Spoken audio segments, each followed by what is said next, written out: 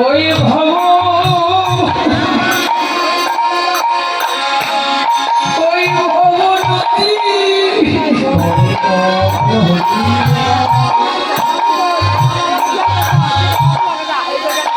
ওই ভব নদী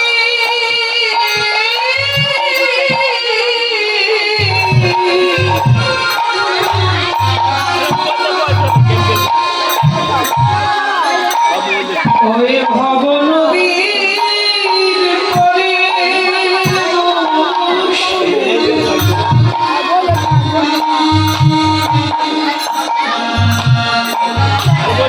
সেদিন কাঁদিতে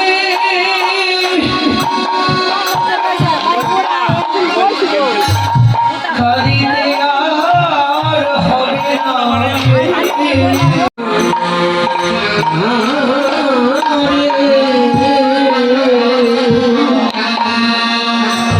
জ্ঞান কর্মে যোগ ধর্মে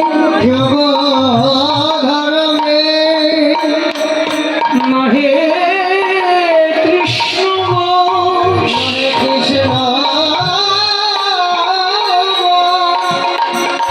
কৃষ্ণ হেতু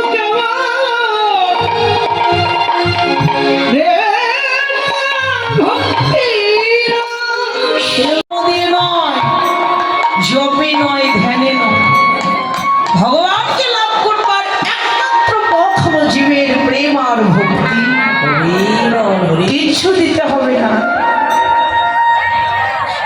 হয়তো কি ভক্তি যার অন্তরে আছে শিশুর মতো সরল হৃদয় নিয়ে শিশুর মতো নিষ্পাপ হৃদয় নিয়ে কারো যদি দুফোঁটা অশ্রু বিসর্জন হয় কেউ যদি ভগবানের নামে দুফোঁটা অশ্রু বিসর্জন দিতে পারে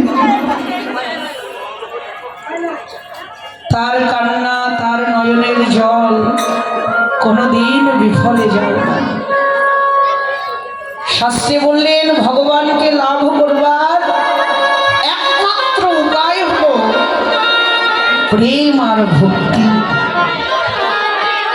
শাস্ত্রে বললেন ভক্তি যার কৃষ্ণ তার সর্বশাস্ত্রে করে ভক্তি না থাকলে কৃষ্ণ দেখিলেও বা কি হয় যার হৃদয়ে ভক্তি আছে আর বিশ্বাস আছে সেই তো পেয়েছে আমার ভগবানকে কিচ্ছু দিতে হবে না শুধু অহৈতুকী ভক্তির প্রয়োজন আজকে ভগবানকে আমরাও কথা দিয়ে এসেছি এসে কি করছি বাবা বাড়ি আমার গাড়ি আমার স্বামী আমার স্ত্রী আমার পুত্র আমার কন্যা আমার আমার আমার আমার আমার করে মরছি কিন্তু একবার নয়ন মুদে দেখো কেউ তোমার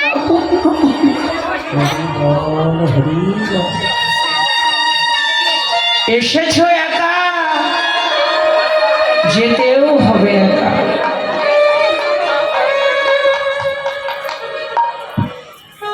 এখান থেকে যেদিন আমরা এই ধরাধামে এসেছিলাম শূন্য হাতে এসেছি আবার যেদিন যাব এই জগতে যে যত বড় ধনী হোক জ্ঞানী হোক পণ্ডিত হোক বিদ্বান হোক শক্তিশালী হোক আর যে যত উঁচুতেই বসে থাক এখান থেকে কিছু নিয়ে যাবার মতো ক্ষমতা কারণ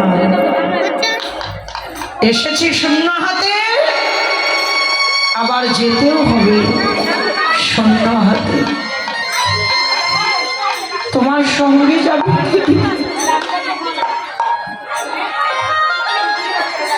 তোমার কর্মটুকু কিছুই সঙ্গে যাবে না একমাত্র তোমার কর্মটুকুই সঙ্গে যাবে সেটা ভালো কর্ম হোক আর খারাপ কর্ম হোক যে যেমন কর্ম করবে ওই কর্মফলটাকে একমাত্র সাথে নিয়ে যেতে হবে প্রভু আজ হরিনামের খেলা খেলছেন।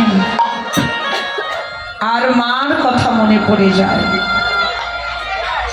আমরাও একদিন বিশ্বপিতা ভগবানকে কথা দিয়ে এসেছি, আবার একদিন সেই বিশ্বপিতার কাছে আমাদের ফিরে যেতে হবে।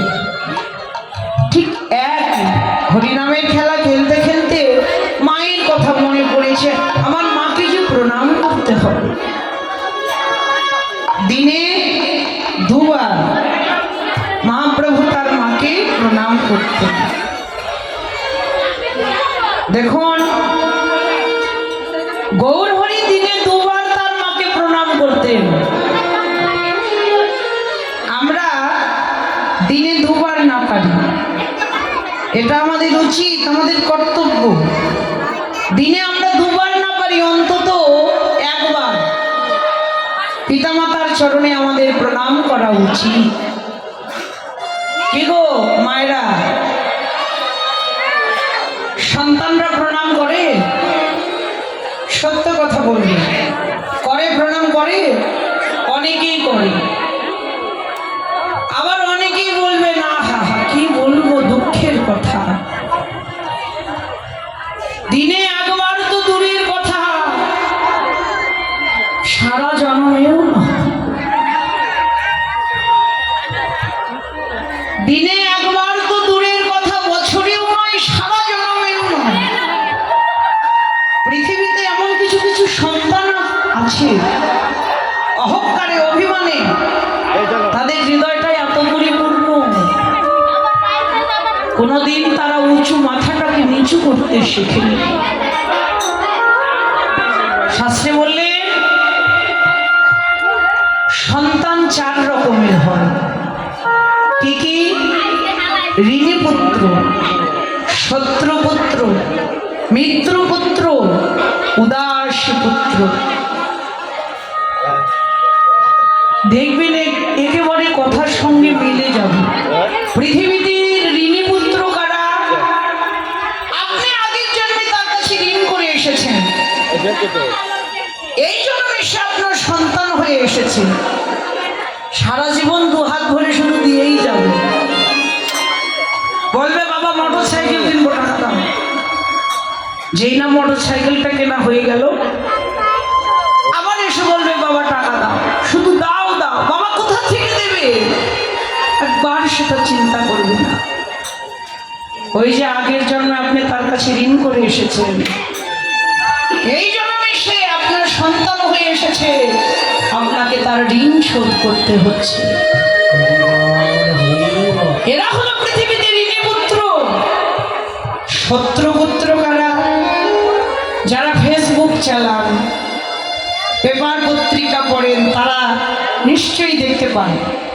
ফেসবুকের ডাটাটা চালু করলে, পত্রিকার পাতাটা খুললেই দেখবেন অমুক জায়গায় অমুক সন্তান তার পিতামাতাকে খুন করেছে, অমুক জায়গায় অমুক সন্তান তার পিতামাতাকে দুবেলা দুমুঠো খেতে দেন। বাবা, যারা জন্মদাতা পিতামাতাকে, জন্মদাতা পিতা গর্ভধারিণী মা, পিতামাতাকে যারা দুবেলা দুমুঠো অন্ন দিতে পারে না, যারা পৃথিবীতে পিতামাতাকে খুন করে, তারা জগতের শত্রু নয় তো কি? এই পৃথিবীতে তারা হলো শত্রুপুত্র। মিত্রপুত্র কারা? আপনাকে ভালোবাসবে, আপনার শ্রদ্ধা ভক্তি করবে, আপনাকে সম্মান করবে, আপনার সেবা করবে, এরা হলো মিত্রপুত্র। উদাসী পুত্র কারা? যেমন আমার চৈতন্য মহাপ্রভু, ভক্ত প্রহ্লাদ, ভক্ত ধ্রুব। এই পৃথিবীতে কিছু কিছু সন্তান আসে এই জগতের কল্যাণের জন্য, এই জগতের মঙ্গলের জন্য। পৃথিবীর মঙ্গল হয় তাদের আবির্ভাবে। দেখুন, কৃষ্ণ ভক্ত সন্তান পাওয়া,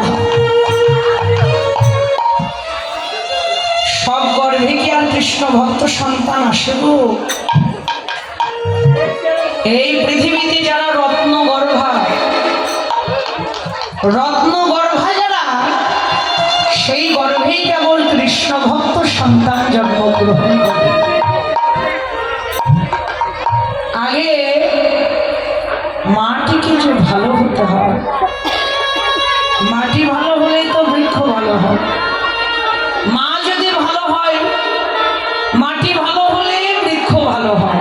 আবার সেই বৃক্ষে হরিবল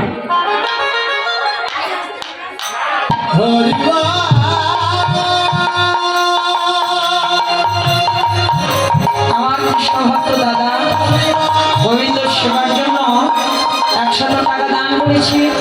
এর আগে আরো একজন ভক্তপ্রাণ 1000 টাকা গোবিন্দ সেবায় দান করেছেন। দেখুন, সেবা করতেন, পিতামাতার প্রতি তার এত শ্রদ্ধা, এত ভক্তি,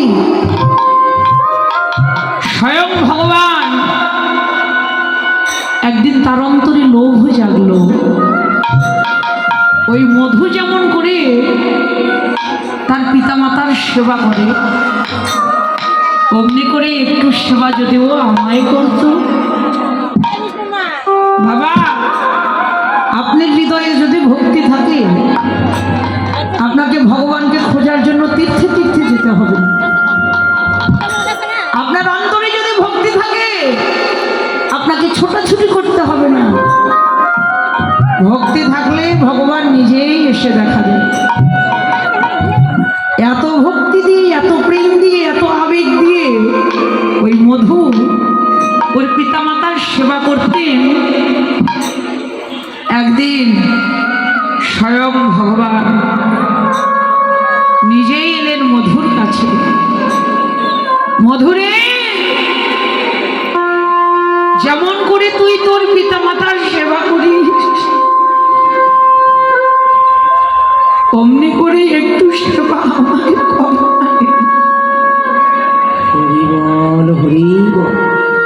কেমন ভক্ত মধু দেখুন, একটা আসন দিয়ে ভগবানকে বলছে বৈঠল, মহারাষ্ট্রের ভাষায় মানে বসো। আমি যে আমার পিতামাতার সেবাতে মগ্ন, আমি এখন আমার মাতা পিতার সেবা করছি। আমার মাতা পিতার সেবা করি, আমি যদি সুযোগ পাই, আমার যদি সময় হয়, তবে না হয় আমি তোমায় সেবা করব। এতই লোভ জেগেছিল, বসে থাকতে থাকতে থাকতে থাকতে ভগবানের একটা নাম হয়েছিল বৈঠলজি। আজও ওই পান্ডারপুরে বৈঠলজি নামে ভগবানকে পূজা করা হয়। ভক্তিটা তো এমনি, শুধু ওই মধুজি কেন, আমাদের অন্তরেও যদি এমন ভক্তি থাকে, আমরাও যদি আমাদের পিতামাতাকে এমন করে সেবা করতে পারি, তার প্রতি আমার ভগবানের কৃপা হবেই হবে। স্বয়ং ভগবান কেঁদে কেঁদে বলছে,